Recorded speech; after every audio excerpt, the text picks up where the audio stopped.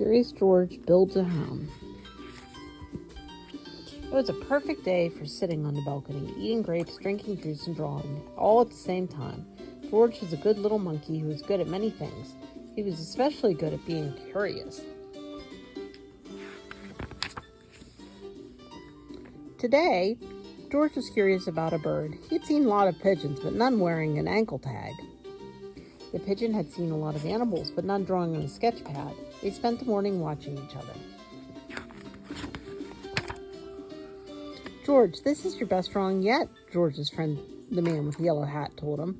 That tag the bird is wearing means that it is a homing pigeon. They're special birds that always return home. George looked hopeful. Homing pigeons have special homes, the man added.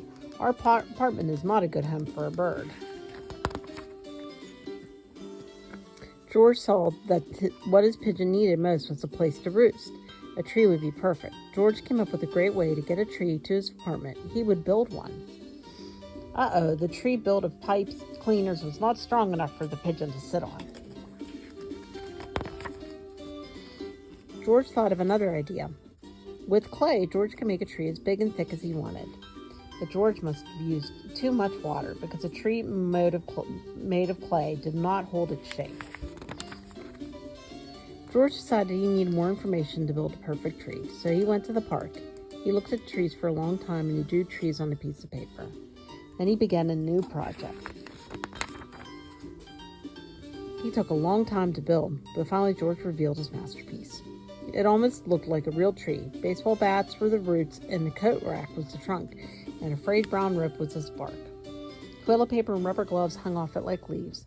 George even added real soil. George's friend the pigeon hopped onto the branch. He settled in.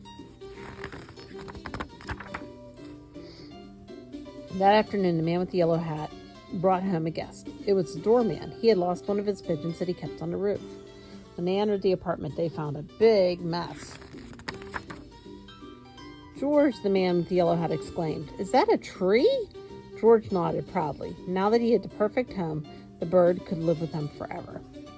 But the doorman had missed his pigeon. When he called out, "Compass," the happy bird flew right onto his hand.